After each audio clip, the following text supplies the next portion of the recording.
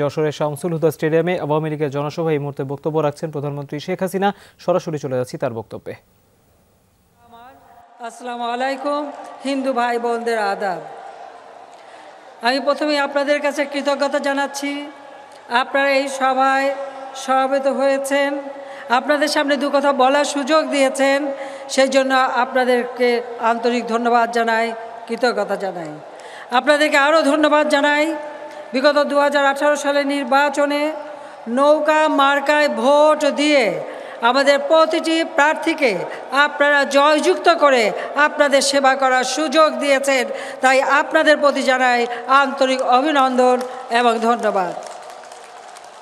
জাতির পিতা বঙ্গবন্ধু শেখ মুজিবুর রহমান আমাদের স্বাধীনতা এনে দিয়েছেন। মাতৃভাষা বাংলা ভাষায় কথা বলার অধিকার আদায়ের আন্দোলন থেকে যে সংগ্রাম তিনি শুরু করেছিলেন এদেশের মানুষের ভাগ্য পরিবর্তনে, সেই সংগ্রামের পথ বেয়ে জাতির পিতা বঙ্গবন্ধু শেখ মুজিবের ডাকে সাড়া দিয়ে এদেশের মানুষ অস্ত্র তুলে নিয়ে যুদ্ধ করে বিজয় এনে দিয়েছিল। আমরা স্বাধীন জাতি, স্বাধীন রাষ্ট্র, যুদ্ধবিধ্বস্ত বাংলাদেশ গড়ে তুলে যখন অর্থনৈতিক উন্নয়নের পথে বাংলাদেশ অগ্রযাত্রা শুরু করেছে, সেই সময় এলো সেই চরম আঘাত 75 15ই আগস্ট। শুধু জাতির পিতা বঙ্গবন্ধু শেখ মুজিবকেই হত্যা করেনি, সেদিন একই সাথে আমার মা বেগম ফজিলাতুন্নেছা মুজিব, আমার ভাই কামাল জামাল রাসেল, কামাল জামালের নবপরিণীত বধূ সুলতানা রোজি সহ আমার চাচা আব্দুর রব সানিয়াবাদ, আমার ফুপা আব্দুর রব সানিয়াবাদ, আমার একমাত্র চাচা শেখ আবু নাসের, আমার ফুপাতো ভাই শেখ ফজলক মণি, তার অন্তঃসত্ত্বা স্ত্রী আরজুমণি, এবং আমার ফুপাতো বোন আরিফ, বেবি আরিফ, একমাত্র নাতিয়ে আব্দুর রব সানিয়াবাদের সুকান্ত, তার ভ্রাতুষ পুত্র শহীদ সানিয়াবাদ সহ অগণিত আমাদের পরিবার সদস্যদের হত্যা করে। আমি আজকের দিনে তাদের আত্মার মাগফিরাত কামনা করি, আপনাদের কাছে দোয়া চাই। বাবা মা ভাই সব হারিয়েছি, সব হারাবার বেদনা নিয়েই আপনাদের কাছে এসেছিলাম বাংলার মানুষের ভাগ্য করতে। যে 30 লক্ষ শহীদ রক্ত দিয়েছে তাদের প্রতি শ্রদ্ধা জানাই জাতীয় চার নেতার প্রতি। 2 লক্ষ মা বোন পাকিস্তানি হানাদার বাহিনীর হাতে যারা নির্যাতিত, তাদেরকেও আমি সম্মান জানাই আর সশ্রদ্ধ চিত্তে সালাম জানাই আমাদের মুক্তিযোদ্ধাদের, যারা জাতির পিতার হাতে এক ডাকে সাড়া দিয়ে, জাতির পিতার এক ডাকে সাড়া দিয়ে এই অস্ত্র তুলে নিয়ে যুদ্ধে ঝাঁপিয়ে পড়েছিলেন, এদেশ মুক্ত করেছিলেন। যুদ্ধবিধ্বস্ত দেশ গড়ে তুলে বাংলাদেশকে স্বল্পোন্নত দেশে উন্নীত করে যান। কিন্তু 75 15 আগস্টের পরে কি হয়েছে? বাংলাদেশের সেই আদর্শ বিসর্জন দেওয়া হয়েছে। জয় বাংলা স্লোগান নিষিদ্ধ, বঙ্গবন্ধু শেখ মুজিবের নাম নিষিদ্ধ, ইতিহাস বিকৃতি আর হত্যা ষড়যন্ত্র। হাজার হাজার সেনা অফিসারকে হত্যা করা হয়েছে। সেনাবাহিনী বিমান বাহিনীর 662 জন বিমান বাহিনীর সৈনিক এবং অফিসারদের হত্যা করেছে। একের পর এক শুধু হয়েছে, সারা রাত কারফিউ। এই তো ছিল তখনকার অবস্থা। আর এই হত্যাকাণ্ডের সাথে জিয়া মোস্তাক এরা সবই খুনি। বিচার চাওয়ার অধিকার আমার ছিল না। বাবা মা ভাই হারিয়েছি, মামলা করতে পারবো না, বিচার করতে পারবো না। তারপরেও সব কিছু মাথায় নিয়ে ফিরে এসেছি বাংলার জনগণের কাছে একটাই কারণে, এই জাতির জন্য আমার বাবা সারা জীবন সংগ্রাম করেছেন। কাজে আমার একটাই লক্ষ্য ছিল বাংলাদেশের মানুষের অধিকার প্রতিষ্ঠা করা, আর সেই লক্ষ্য নিয়েই কাজ করে যাচ্ছি। আপনারা ভোট দিয়েছেন, আপনাদের ভোটে নির্বাচিত হয়ে বারবার ক্ষমতা এসেছি, আর ক্ষমতা এসেছি বলেই আজকে দেশের উন্নয়ন করা সম্ভব হয়েছে। যে বাংলাদেশকে ভিক্ষুকের জাতিতে পরিণত করেছিল, বিদেশ থেকে পুরনো কাপড় এনে এদেশের মানুষকে পড়াতো, মানুষের পেটে খাবার ছিল না, মাথা গোঁজার ঠাঁই ছিল না, রোগের চিকিৎসার ব্যবস্থা ছিল না, আওয়ামী লীগ ক্ষমতা এসে আমরা কমিউনিটি ক্লিনিক করি, যেখানে আপনারা এখন বিনা পয়সায় 30 ধরনের ওষুধ পাওয়া যায়। আমরা সেই ওষুধের ব্যবস্থা করেছি। আমরা ডিজিটাল বাংলাদেশ গড়ে তুলেছি, যেখানে কর্মসংস্থান হয়েছে অনেক মানুষের, সকলের হাতে হাতে মোবাইল ফোন। এটা আওয়ামী লীগ সরকারই আপনাদের হাতে তুলে দিয়েছে। আর বিএনপি জামাত ক্ষমতা থাকতে কি দিয়েছে? দিয়েছে অস্ত্র, দিয়েছে খুন, দিয়েছে হত্যা। এই যশোরে শামসুর রহমানকে হত্যা করা হয়েছে, মুকুলকে হত্যা করা হয়েছে, খুলনায় মঞ্জুরুল ইমাম, মানিক শাহ, বালু, সাংবাদিকদের একে একে হত্যা করা হয়েছে। শুধু রক্ত আর হত্যা ছাড়া বিএনপি তো আর কিছু দিতে পারেনি দেশের মানুষকে। নিজেরা লুটপাট করেছে, নিজেরা মানুষের অর্থ পাচার করেছে, মানুষের ভাগ্য নিয়ে ছিনিমিনি খেলেছে, মানুষের বুকের গ্রাস কেড়ে নিয়ে নিজেদের ঊর্ধ্বপূর্তি করেছে। জিয়া যখন মারা যায় বললো কিচ্ছু থুয়ে যায় নাই, বাঙ্গা সুটকেস, ছেঁড়া গেঞ্জি। কিন্তু সেই ছেঁড়া গেঞ্জি হয়ে গেল ফ্রেঞ্চ সিফন, আর ভাঙ্গা বাক্স হয়ে গেল জাদুর বাক্স, যা দিয়ে ওই কোকো তারেক হাজার হাজার কোটি টাকার মালিক হয়েছে, দেশের টাকা বিদেশে পাচার করেছে, আর পাচার করেছে বলেই তারা শাস্তি পেয়েছে। আজকে তারা সাজাপ্রাপ্ত আসামি তারেক জিয়া বাংলাদেশের অর্থ বিদেশে পাচার করেছে। সেই মানি লন্ডারিং কেসে 7 বছরের জেল, 20 লক্ষ টাকা, 20 কোটি টাকা তার জরিমানা। অস্ত্র চোরা কারবারি, অস্ত্র চালান, এই অস্ত্র চোরা কারবারি করতে যেয়ে তারেক জিয়া ধরা খেয়েছে 10টা অস্ত্র মামলায়, সেখানেও তার সাজা হয়েছে। 21শে আগস্ট গ্রেনেড হামলা করে আমাকে সহ আওয়ামী লীগ নেতাকর্মী হত্যা করতে চেয়েছিল। বারবার এ ধরনের মৃত্যুর মুখোমুখি হয়েছি। সেই মামলায় সেই সাজাপ্রাপ্ত যাবজ্জীবন। আর খালেদা জিয়া জনগণের অর্থ শুধু মারে না, এতিমের অর্থ মেরে দিয়েছে। সেই অর্থ মেরে জিয়া অরফানেজের টাকা মেরে সেও আজকে সাজাপ্রাপ্ত। আর এই সাজাপ্রাপ্ত যে দলের নেতা, সে দল জনগণকে কি দেবে বলেন? তারা কিছুই দিতে পারে না, তারা শুধু মানুষের রক্ত চুষে খেতে পারে। এটাই হলো বাস্তবতা। আমরা বাংলাদেশকে যেন পৃথিবীর বুকে একটা সম্মান নিয়ে চলতে পারি, আজকে বাংলাদেশকে আমরা সেইভাবে উন্নয়ন করেছি। 2008 সালে নির্বাচনী ইশতেহারে ঘোষণা দিয়েছিলাম 2021 সাল রূপকল্প 21, এর মধ্যে বাংলাদেশকে আমরা উন্নত করব। আজকে মধ্যম আয়ের দেশে উন্নীত করেছি। বাংলাদেশ এখন উন্নয়নশীল দেশ। বাংলাদেশের রাস্তাঘাট, পুল, ব্রিজ আমরা করে দিচ্ছি। এই যশোর সবসময়, এই যশোর অত্যন্ত গুরুত্বপূর্ণ একটা জেলা। আমাদের মহান মুক্তিযুদ্ধে যশোরের অবদান আমরা কোনোদিন ভুলতে পারি না, সব সময় তারা অবদান রেখেছে। অথচ এই যশোরের উন্নয়নে তারা তো কিছু করেনি, কিন্তু আওয়ামী লীগ ক্ষমতায় আসার পর আমরা এই যশোরের উন্নয়ন করেছি। জাতির পিতা বঙ্গবন্ধু শেখ মুজিব এই মাঠে মিটিং করতে এসেছিলেন, ওই গ্যালারি থেকে এদেশের জনগণকে আশ্বাসের বাণী শুনিয়েছিলেন। 75-এর পর আর এই দেশের কোনো উন্নতি হয়নি, কিন্তু আওয়ামী লীগ যখন থেকে ক্ষমতা এসেছে তখন থেকে এদেশের মানুষের ভাগ্য পরিবর্তনে আমরা কাজ করে যাচ্ছি।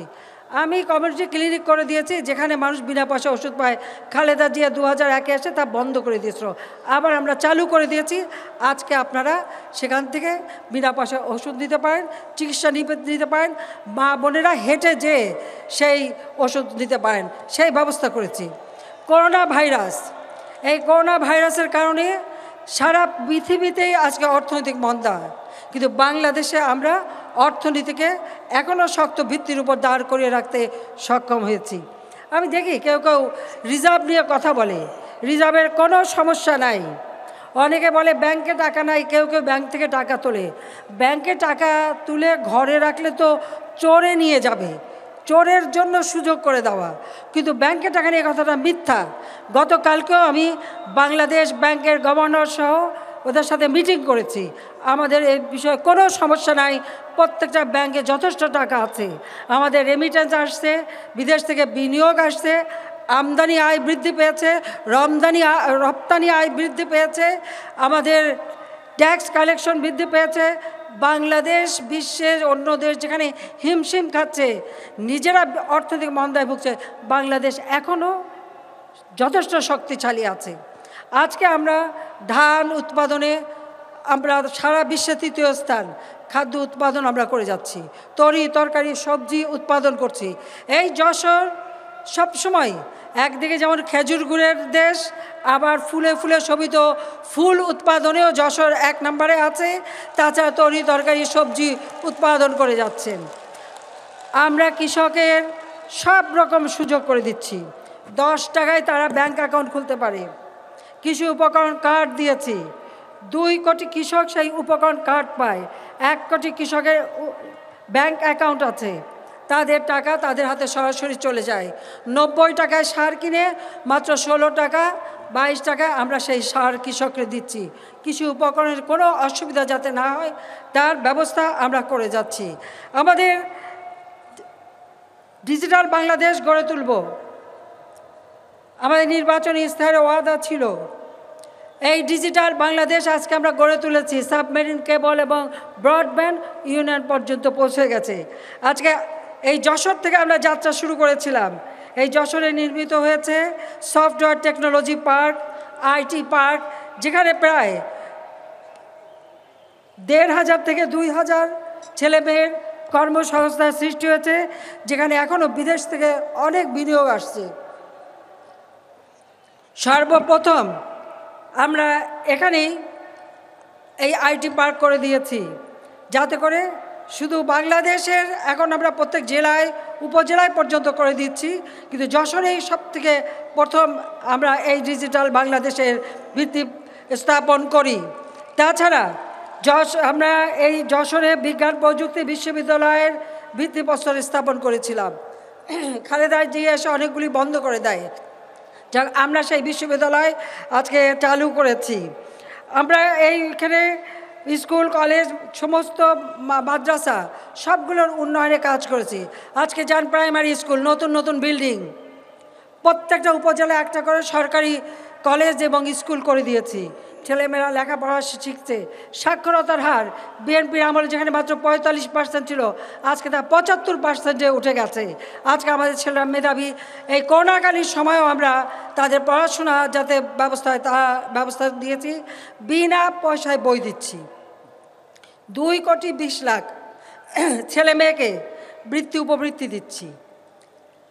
বাবা মার খরচ কমানোর জন্য আমরা সহযোগিতা দিচ্ছি। আজকে পয়সা দিয়ে বই কিনতে হয় না, সেটা আওয়ামী লীগ সরকার দেয়। 2010 সাল থেকে আমরা এই সাহায্যটা করে যাচ্ছি। উচ্চশিক্ষার সুযোগ করে দিয়েছি। আমাদের আপনাদের স্থলবন্দর আপনি দেখেন একসময় কি ছিল, একটা ট্রাক রাখার জায়গা ছিল না। বেনাপোলকে আমরা উন্নত করে অটোমেশন করে দিয়েছি। ডিজিটাল পদ্ধতিতে সেখানে মাল আসা যাওয়া করতে পারে সেই ব্যবস্থাটা আমরা করেছি। এটাকে সম্প্রসারণ করা হয়েছে, আমদানি রপ্তানি সহজভাবে যাতে হয় সেই ব্যবস্থা আমরা করে দিয়েছি। এক পদ্মা সেতু হওয়ার পর আজকে তারপরে করে দিলাম মধুমতি সেতু। যশোর নড়াইলে যোগাযোগের জন্য 96 সালে রাস্তা করে দিয়েছিলাম। প্রত্যেকটা এলাকায় আধুনিক যোগাযোগ ব্যবস্থা আমরা চালু করে দিচ্ছি।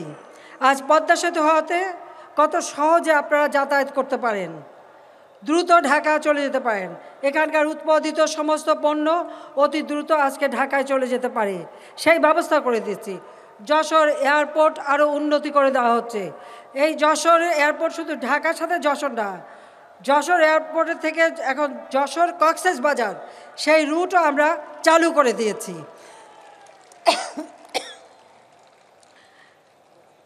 আমাদের নওয়াপাড়া নৌবন্দর, মংলা সমুদ্র বন্দর, পদ্মা সেতু হওয়ার ফলে এখানে যোগাযোগ বাড়ছে।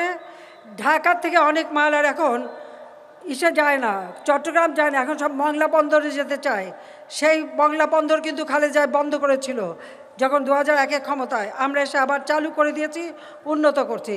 সেখানে বিদ্যুৎ কেন্দ্র হচ্ছে রামপালে, তার বিদ্যুৎ আর কোনো কষ্ট এই অঞ্চলে থাকবে না, সেই ব্যবস্থা করেছি। প্রথম বেসরকারি বিদ্যুৎ কেন্দ্র এই যশোরে করে খুলনায় করে দিয়েছিলাম, যার সুযোগ যশোরবাসীও পেয়েছেন। অভয়নগরে আমরা একটা ইপিজেড করে দিচ্ছি। অভয়নগরে ইতিমধ্যে জমি নেওয়া হয়ে গেছে, সেখানে ইপিজেড হচ্ছে। 500 একর জমি আমরা নিয়েছি, সেখানে 400টা শিল্প প্লট হবে, সেখানে বহু লোকের কর্মসংস্থান হবে। অর্থাৎ এখানে যে স্থলবন্দর, সেই স্থলবন্দরেও যেহেতু এখানে ইপিজেড হবে, বিশেষ অর্থনৈতিক অঞ্চল হবে। আমাদের যুব সমাজ, আমরা যুব সমাজের জন্য অনেক সুযোগ সৃষ্টি করেছি। শুধুমাত্র লেখাপড়া করে কাজের পিছনে ছোটা না, নিজের পায়ে দাঁড়াতে হবে, নিজে কাজ করতে হবে। কর্মসংস্থান ব্যাংক করে দিয়েছি, যে ব্যাংকের মাধ্যমে 2 লক্ষ টাকা বিনা জামানতে পাওয়া যায়। যেমন বর্গা চাষিদের বিনা জামানতে আমরা কৃষি ঋণ দিচ্ছি, ঠিক তেমনি ছেলে মেয়েদের জন্য আমরা ব্যবস্থা করে দিয়েছি কোনো জামানত ছাড়াই ঋণ পাওয়া যাবে। এককভাবে যৌথভাবে এই ঋণ নিয়ে নিজেরাই ব্যবসা করতে পারবে। আমরা ইয়াং বাংলা তাদেরকে আইটি বিষয়ে এবং অন্যান্য বিষয়ে ট্রেনিং দিচ্ছি। যারা স্ব উদ্যোগে কিছু করছে তাদের পুরস্কার দেওয়া হচ্ছে। ফ্রিল্যান্সার ঘরে বসে অনলাইনে বিদেশে কাজ করে, তাদেরও রেজিস্ট্রেশন আমরা সুযোগ করে দিয়েছি, তাদের জন্য কাজের ব্যবস্থা করে দেওয়া হয়েছে। এখনকার যুগে কেউ বেকার থাকতে পারবে না, কিছু না কিছু নিজেরা করতে পারবে। সেই সুযোগটা আওয়ামী লীগ সরকার আমরা করে দিয়েছি। আমাদের আজকে যশোরের যোগাযোগ, ভাঙ্গা যশোর বেনাপোল, খুলনা যশোর কুষ্টিয়া, যশোর খুলনা মংলা, এই শহরগুলি এই রাস্তাগুলি সব জাতীয় সড়কে উন্নীত করে দিচ্ছি এবং পদ্মা সেতু থেকে সরাসরি যশোরে যাতে আসতে পারে সেই রেল লাইনের কাজও চলছে। একদম ঢাকা থেকে ভাঙ্গা হয়ে যশোর পর্যন্ত চলে আসবে। এই রেল লাইনের অ্যালাইনমেন্ট অন্য দিক থেকে নিয়েছিল, আমি এটা যশোরের সাথে যুক্ত করে দিয়েছি। কাজে সেই রাস্তাও আরও উন্নত করে দিচ্ছি। মহাসড়ক হিসেবে উন্নয়ন হবে যাতে করে সমস্ত পণ্য এখান থেকে আসতে পারে, সেই ব্যবস্থা, বাণিজ্যের যাতে সুবিধা হয় সেই ব্যবস্থা আমরা করে দিচ্ছি। যশোরে 2010 সালে একটি মেডিকেল কলেজ প্রতিষ্ঠা করা হয়েছে। 500 শয্যা বিশিষ্ট মেডিকেল কলেজ হাসপাতাল নির্মাণের প্রাথমিক কাজ এখন চলমান আছে। কাজী 500 শয্যা বিশিষ্ট হাসপাতাল আমরা যশোরে নির্মাণ করে দিচ্ছি। আপনাদের চিকিৎসা সেবা যাতে ভালো হয় তার ব্যবস্থা আমরা করে দিচ্ছি। প্রত্যেকটা উপজেলার স্বাস্থ্য কমপ্লেক্স 31 বেডের ছিল, আমরা তা 50 শয্যা উন্নীত করে দিয়েছি। সেই সাথে সাথে এখানে প্রায় আর চৌগাছা উপজেলা স্বাস্থ্য কমপ্লেক্সকে 100 বেডের করা হয়েছে। আমরা হিসাব নিয়েছিলাম কোথায় কত রুগী পাওয়া আসে, সেই হিসাবেই আমরা সিট বর্ধিত করে দিচ্ছি। আমরা এখানে প্রায় 275টা কমিউনিটি ক্লিনিক, 275 জন কমিউনিটি হেলথ কেয়ার প্রোভাইডার, তাদের ট্রেনিং দিয়ে কাজের ব্যবস্থা হয়েছে। বেশিরভাগ মেয়েরা সেখানে কাজ পাচ্ছে। তাছাড়া আমরা এখান থেকে অনেক ডাক্তার, নার্স নিয়োগ দিয়েছি, স্বাস্থ্যকর্মী নিয়োগ দিয়েছি। সবথেকে বড় কথা, করোনা ভ্যাকসিন, যে সমস্ত ধনী দেশ, উন্নত দেশ, তারা কিন্তু করোনা ভ্যাকসিন কেউকে বিনা পয়সায় দেয় নাই। সব দেশ, আমি আমেরিকা বলেন, ইংল্যান্ড বলেন, জার্মানি বলেন, পৃথিবীর সব দেশই টাকা দিয়ে ভ্যাকসিন নিতে হয়েছে। আর আমি যত টাকা লাগে সেই টাকা দিয়ে ভ্যাকসিন কিনে বিনা পয়সায় ভ্যাকসিন আপনাদের দিয়েছি। এই করোনা মোকাবেলার জন্য স্পেশাল প্লেন পাঠিয়ে সিরিঞ্জ, ভ্যাকসিন যা যা দরকার কোটি কোটি টাকা খরচ করে আমরা ব্যয় করেছি। অনেকে আমাদের রিজার্ভ নিয়ে কথা বলে যে রিজার্ভ গেল কোথায়, রিজার্ভ কোথাও যায়নি, মানুষের কাজে লেগেছে। আমরা যেহেতু যুদ্ধ লেগেছে, স্যাংশন, যে গম $200 আনতাম সেই গম এখন $600, তারপরেও আমরা কিনে নিয়ে আসছি আমার দেশের মানুষের জন্য। গম, ভুট্টা, সার, প্রত্যেকটা জিনিসের দাম বেড়েছে আন্তর্জাতিকভাবে, পরিবহন খরচ বেড়েছে, তারপরেও আমরা খরচ করছি এবং সেগুলি কিনে নিয়ে আসছি যে আমার দেশে কোনো মতে যেন খাদ্য ঘাটতি না দেখা দেয়।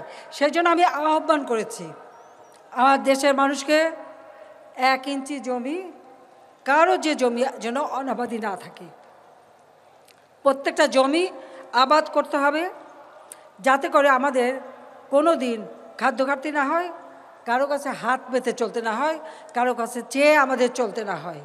সেইভাবে প্রত্যেকে যার যেখানে আছে যা পারেন কিছু উৎপাদন করেন।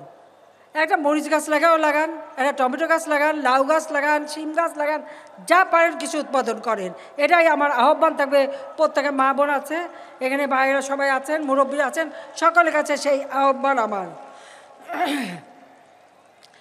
আমরা যশোরের আঞ্চলিক পাসপোর্ট অফিস, যশোর মেডিকেল কলেজের একাডেমিক ভবন, চিফ জুডিশিয়াল ম্যাজিস্ট্রেট আদালত ভবন, মুক্তিযোদ্ধা কমপ্লেক্স সহ যশোরের বিভিন্ন অবকাঠামো এই নির্মাণ করে দিয়েছি।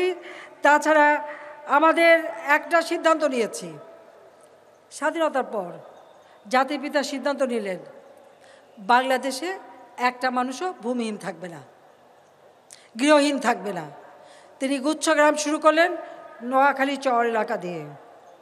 দুর্ভাগ্য, তিনি সম্পন্ন করে যেতে পারেননি তার কাজ। আমি যখন থেকে সরকারে এসেছি 96 সালে এসে সিদ্ধান্ত নিয়েছিলাম একটা মানুষও কুড়ে ঘরে বাস করবে না, টিনের একখান ঘর দিলেও দেব। আমরা সেই ব্যারাক হাউস নির্মাণ করে টিনের ঘর দিয়েছি, যাদের ঘর ছিল না তাদের জন্য ঘর করে দিয়েছি। এবারে আমরা সমস্ত এলাকায় একেবারে তালিকা করে একটা মানুষ ভূমিহীন থাকবে না, ঠিকানাবিহীন থাকবে না, তাদেরকে বিনা পয়সায় আমরা ঘর করে দিয়েছি। প্রায় 35 লক্ষ মানুষ এই ঘর পেয়েছে, যাদের কোনো ঠিকানা ছিল না। আজকে একটা ঘর পাওয়ার পর সেটাই তার কর্মসংস্থানের স্থান হয়ে গেছে, সেখানে বসে সে কামাই করতে পারছে, কাজ করতে পারছে, তার জীবনটা পাল্টে যাচ্ছে। এই বাংলাদেশের কোনো মানুষ ঠিকানাবিহীন থাকবে না, কোনো মানুষ গৃহহীন থাকবে না। ভূমিহীন যারা, তাদের জন্য আমরা এই ঘর বিনা পয়সা করে দিচ্ছি। এটা জাতির পিতারই আকাঙ্ক্ষা ছিল, আজকে তার সেই আকাঙ্ক্ষা আমরা পূরণ করে দিচ্ছি। যে বাংলাদেশকে এই খালেদা জিয়া সরকার রেখে গিয়েছিল, প্রায় 40 ভাগের মতো মানুষ দরিদ্র সীমার নিচে বাস করত। এই 40 ভাগ দরিদ্র থেকে আমরা কমিয়ে এনে এটা 20 ভাগে এসেছে। আল্লাহর রহমতে আমরা যদি আরও কমাতে পারতাম তাহলে বাংলাদেশে আর দরিদ্র বলে কেউ থাকতো না, ওরকম হতদরিদ্র থাকতো না। যে হতদরিদ্র 25 ভাগ ছিল সেটা আমরা 10 ভাগে নামিয়ে এনেছি। কেন? আমরা মানুষের কথা চিন্তা করি। করোনার সময় নগদ অর্থ বিতরণ করেছি মানুষের কাছে। কোনো শ্রেণী পেশার মানুষ নেই যাদেরকে আমরা সহযোগিতা করিনি।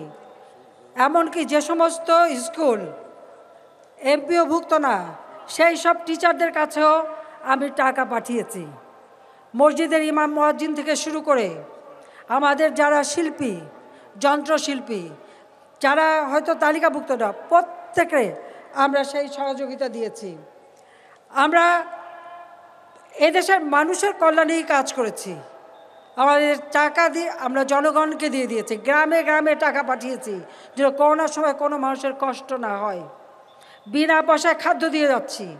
আমি জানি সারা বিশ্বব্যাপী জিনিসের দাম বেড়েছে, আমাদের দেশের সমস্ত খাদ্যপণ্য সহ অন্য জিনিসের দাম বেড়েছে, কারণ বাইরে বাড়লে আমাদের দেশে বাড়বেই। আজকে আমরা বিনা পয়সায় 30 কেজি করে চাল একেবারে যারা কাজ করতে পারে না তাদের দিচ্ছি। আর যারা একটু নিম্নবিত্ত 15 টাকায় তাদেরকে আমরা চাল দিচ্ছি। আর যারা একটু ভালো কিন্তু তাদের একটু কিনে খেতে হয়, 30 টাকা করে টিসিবির কার্ড দিয়ে দিচ্ছি। চাল 30 টাকায়, সেই সাথে ডাল, চিনি এবং তেল আমরা দিচ্ছি। মানুষের কল্যাণে আমরা কাজ করি। এই যশোরের সব থেকে আপনাদের একটা দুঃখ ছিল সবসময় ভবদহ নদী। আমরা ইতিমধ্যে কপোতাক্ষ নদীর জলবদ্ধতা দূরীকরণের জন্য একটা প্রকল্প আমরা প্রথম শেষ হয়েছে, এবারে আমরা দ্বিতীয় প্রকল্প হাতে নিয়েছি। তার ফলে যশোর, খুলনা, সাতক্ষীরা জেলার 1,20,000 হেক্টর এলাকার জলবদ্ধতা নিরসন হবে। কারণ এখানে এই জলবদ্ধতা একটা দীর্ঘদিনের সমস্যা, সেই সমস্যা দূর করার ব্যবস্থা নিয়েছি। আমরা 82 কিলোমিটার নদীর নাব্যতা পুনরুদ্ধারের জন্য এবং নৌপথ যাতে চলাচল করে তার সেই প্রকল্পের কাজ আমরা হাতে নিয়েছি। কপোতাক্ষ নদীর জলবদ্ধতা দূরীকরণের যেমন ব্যবস্থা নিয়েছি, পাশাপাশি ভবদহ সহ বিভিন্ন জায়গায় এখনও কিছু কিছু জলবদ্ধ আছে, সেটা যাতে আর না থাকে, সেই ভদ্রা নদী থেকে শুরু করে অন্যান্য নদী ড্রেজিং করে আমরা সেগুলি যাতে নাব্যতা ফিরে পায় সেই ব্যবস্থা করে দেব। আমরা চিফ জুডিশিয়াল ম্যাজিস্ট্রেট আদালত ভবন, মুক্তিযোদ্ধা কমপ্লেক্স এগুলো আমরা করে দিয়েছি। আর তাছাড়া আমাদের আসলে এত কাজ করছি বলতে বলতে, আপনারা জানেন এখানে একটা আমরা ট্রেনিংয়ের জন্য দারিদ্র্য বিমোচনের যে ট্রেনিং, সেই ট্রেনিংয়ের ব্যবস্থা আমরা নিচ্ছি। কাজী আমরা সেই ট্রেনিংয়ের জন্য শেখ জহিরুল ইসলাম RDA এই ট্রেনিং ইনস্টিটিউটের কাজ ইতিমধ্যে শুরু হয়ে গেছে। আমি আপনাদের একটু বলতে চাই, যশোরে আমার একটা নারীর টান আছে। আমার নানা, আমার মার বাবা শেখ জহুরুল হক, তিনি এই যশোরে চাকরি করতেন, এই যশোরেই তিনি চাকরি করতেন। কিন্তু দুর্ভাগ্য হলো আমার মার বয়স যখন 3 বছর, তখন তার বাবা মৃত্যুবরণ করেন। সে সময় যোগাযোগ ব্যবস্থা এত খারাপ ছিল যেখান থেকে তার লাশ আর টুঙ্গিপাড়া নিতে পারেনি। এই যশোরেই কিন্তু তাকে মাটি দেওয়া হয়েছিল। কাজী তার কথা স্মরণ রেখেই আমরা তার নামেই আজকে এই ট্রেনিং সেন্টারটা আমরা করে দেব, যেখানে আমাদের দারিদ্র্য বিমোচনের জন্য ট্রেনিং দেওয়া হবে, কাজ পাবেন সকলে, এবং সেই সুযোগটা আমরা করে দিচ্ছি। আমাদের এখানে 50 একর জমি নেওয়া হয়েছে। আর আমরা আমাদের সাধারণ জনগোষ্ঠী মানে এখানে শুধু এই যশোর, খুলনা সহ দক্ষিণ পশ্চিম অঞ্চলের সমস্ত জেলার তারা কিন্তু এখানে প্রশিক্ষণ নিতে পারবে, এবং প্রশিক্ষণ নিলে তারাও নিজের কাজ করতে পারবে, জনশক্তিতে রূপান্তর হবে। সেই শেখ জহুরুল হক পল্লী উন্নয়ন একাডেমি, তার জন্য ইতিমধ্যে ভূমি অধিগ্রহণ করা হয়ে গেছে, আমরা সেটাও তৈরি করে দিচ্ছি। বহু লোকের কর্মসংস্থান হবে, আর যারা ট্রেনিং নেবেন তারাও এই দারিদ্র্য বিমোচনে বিরাট অবদান রাখতে পারবেন, সেই ব্যবস্থাটা আমরা করে দিয়েছি। প্রায় 14 বছরে আমরা 9,318 কিলোমিটার গ্রামীণ সড়ক আমরা নির্মাণ করে দিয়েছি, যার মধ্যে 4,393 কিলোমিটার পাকা সড়ক এবং ব্রিজ 2,558 কিলোমিটার। একটা সরকারের বিরুদ্ধে যা সম্ভব আমরা তা আপনাদের জন্য করে দিয়েছি। আমাদের লক্ষ্যই হচ্ছে যে আমাদের এই অঞ্চলটা আরও উন্নত হোক। আজকে যারা এই গুজবে কখনো কান দেবেন না, কারণ আপনারা জানেন যে বিএনপির কাজই হচ্ছে সবসময় গুজব ছড়ানো। আর ওদের তো নিজেরা কিছু করতে পারে না, ক্ষমতায় যখনই এসছে লুটপাট করে খেয়েছে। 96 সালে আমি যখন সরকার গঠন করি, তখন তার আগে ছিল বিএনপি ক্ষমতায়, রিজার্ভ কত রেখে গিয়েছিল?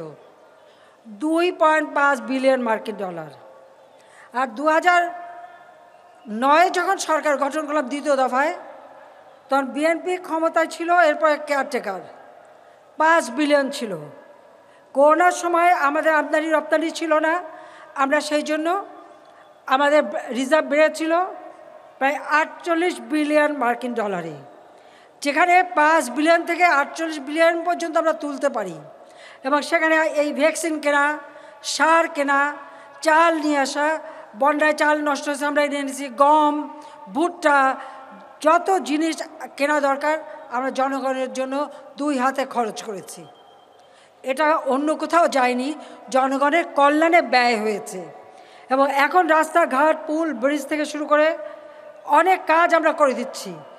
8 বিলিয়ন আমরা এই বিভিন্ন কাজে বিনিয়োগ করছি, রপ্তানিতে প্রণোদনা দিচ্ছি, কৃষিতে প্রণোদনা দিচ্ছি, ভর্তুকির টাকা দিচ্ছি, ছাত্র শিক্ষক তাদের ট্রেনিং দেওয়া, প্রত্যেকটা স্কুল কলেজের উন্নতি করে দেওয়া, আমরা তা করে দিচ্ছি। যশোর স্টেডিয়াম, আমি জানি এটা জীর্ণশীর্ণ অবস্থা আছে, কিন্তু এই স্টেডিয়ামটারও সার্বিক উন্নয়নের পদক্ষেপ আমরা নিয়েছি। এটাকেও আমরা মানসম্মত উন্নত করে দেব, কারণ খেলাধুলা আমরা চাই। প্রত্যেকটা উপজেলায় মিনি স্টেডিয়াম আমরা করে দিচ্ছি। কাজে আমাদের মাথাপিছু আয় 2,824 মিলিয়ন মার্কিন ডলারে উন্নীত হয়েছে। খালেদা জিয়ার সময় ছিল মাত্র কত 353 মার্কিন ডলার। কোথায় 300 আর কোথায় 2,824? তাহলে যদি এরা প্রশ্ন করে, তাহলে কার কাছে প্রশ্ন করে? খুন করা, হত্যা করা, অত্যাচার করা, নির্যাতন করা, জেল জুলুম মামলা দেওয়া, এছাড়া তারা কিছুই দিতে পারে নাই। কাজে আমি এটুকুই বলবো যে আপনারা নৌকা মার্কায় ভোট দিয়ে জয়যুক্ত করে আমাদেরকে আপনাদের সেবা করার সুযোগ দিয়েছেন। আগামী নির্বাচনে আমি আপনাদের কাছে ওয়াদা চাই যে আগামী নির্বাচনেও আপনারা নৌকা মার্কায় ভোট দিয়ে আওয়ামী লীগকে আপনাদের সেবা করার সুযোগ দেবেন কিনা আমরা হাত তুলে ওয়াদা করেন।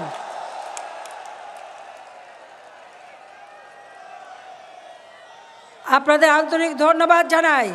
যে স্টেডিয়ামে আজকে আমরা মিটিং করে গেলাম, তাছাড়া যশোরের স্টেডিয়াম, এই স্টেডিয়াম জরাজীর্ণ, ঝুঁকিপূর্ণ।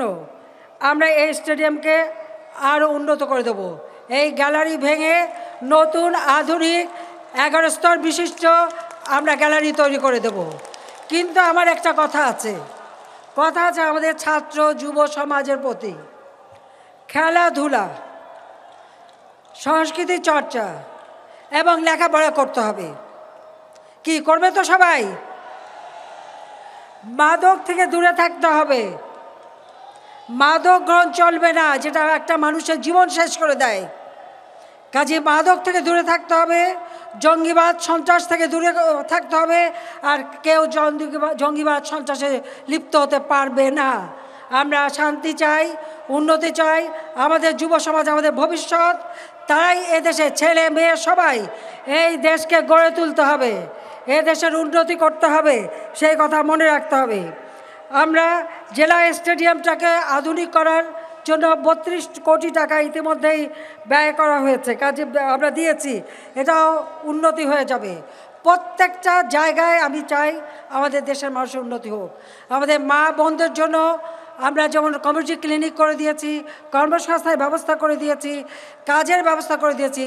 আর যারা একটু ব্যবসা বাণিজ্য করতে চান, এসএই ফাউন্ডেশন থেকে টাকা নিতে পারেন। আপনারাও নিজেরাই ব্যবসা করতে পারেন, নিজেরাই উৎপাদন করতে পারেন, বাজারজাত করতে পারেন, সেটা করতে পারেন। আপনাদেরকে আমি আন্তরিক ধন্যবাদ জানাই। করোনাকালীন সময়ে বাইরে জনসভা করতে পারিনি। আজকে আমার প্রথম জনসভা এই যশোরে। যে যশোরের মাটিতে আমার নানা শুয়ে আছেন, যে যশোর মুক্তিযুদ্ধের সময় বিরাট অবদান রেখেছে, যে যশোর খেজুরের গুড়ের যশোর, ফুলের যশোর, উন্নয়নের একটা দৃষ্টান্ত, সেই যশোরে জনসভা করতে পেরে আমি অত্যন্ত আনন্দিত। আপনারা কষ্ট করে সবাই এসেছেন, আপনাদের প্রতি কৃতজ্ঞতা জানাই। আর বাংলাদেশ আজকে উন্নয়নশীল দেশের মর্যাদা পেয়েছে। 2041 সালের মধ্যে ইনশাআল্লাহ এই বাংলাদেশ উন্নত দেশ হিসেবে প্রতিষ্ঠা লাভ করবে। জাতির পিতা বঙ্গবন্ধু শেখ মুজিবের স্বপ্ন আমরা পূরণ করে চলেছি। এই বাংলাদেশের একটি মানুষ না আগে থাকবে না, একটি মানুষ গৃহহীন থাকবে না, একটি মানুষ রোগে ধুকে মরবে না। প্রত্যেকটা মানুষের জীবনমান উন্নত হবে, সমৃদ্ধশালী হবে। আমরা সেই পরিকল্পনা হাতে নিয়েছি এবং তা বাস্তবায়ন করেই বাংলাদেশকে এগিয়ে নিয়ে যেতে হবে। আর তার জন্য আপনাদের সহযোগিতা চাই, আপনাদের দোয়া চাই, আপনাদের আশীর্বাদ চাই। মা বাবা ভাই সব হারিয়েছিলাম। সেই হারাবার ব্যথা বেদনা, বিচার চাওয়ার অধিকার ছিল না, মামলা করার অধিকার ছিল না, বিচারহীনতার কালচার ছিল। সেই দুঃখ বেদনা নিয়েও এই বাংলার মাটিতে ফিরে এসেছিলাম শুধু আপনাদের জন্য, বাংলাদেশের মানুষের জন্য, যে মানুষের জন্য আমার সারাটা জীবন আমার বাবা বঙ্গবন্ধু শেখ মুজিব উৎসর্গ করেছিলেন। কাজী তারই এই বাংলাদেশ, তার এই বাংলাদেশের মানুষ, তাদের ভাগ্য গড়াই আমার কাজ। কাজে আমি আপনাদের দোয়া চাই যে যতটুকু আমার সাধ্য আছে আমি আপনাদের পাশে থেকে আপনাদের সেবা করে যাব। বারবার আমাকে হত্যার চেষ্টা করা হয়েছে। অনেকেরই মনে থাকার কথা, যখন আমি সাতক্ষীরা থেকে কলারোয়া হয়ে যশোর নাবারণে আমার সভা ছিল, আমার গাড়ি আক্রমণ করা হয়েছিল। তখনও আমি বেঁচে গেছি। গ্রেনেড হামলায় বেঁচে গেছি, জানি না আল্লাহ রাব্বুল আলামিন বারবার এই আঘাত থেকে বাঁচিয়ে দিচ্ছে। বোধহয় আমার উপর দায়িত্ব দিয়েছে বাংলার জনগণের ভাগ্য পরিবর্তন করবার। ইনশাআল্লাহ এই বাংলাদেশ দরিদ্র থাকবে না, এই বাংলাদেশ উন্নত সমৃদ্ধ বাংলাদেশ হবে, এই বাংলাদেশ উন্নত বাংলাদেশ করে জাতির পিতার স্বপ্ন পূরণ করব। আজকে এই ওয়াদা দিয়ে আপনাদের কাছ থেকে বিদায় নিচ্ছি।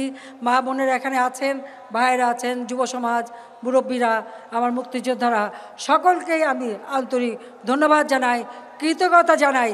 আজকে অনেক দূরে দূরের মানুষ, সবাইকে হয়তো দেখতে পারলাম না, কিন্তু দূরের থেকে হয়তো না দেখলেও আপনারা আছেন আমার হৃদয়ে।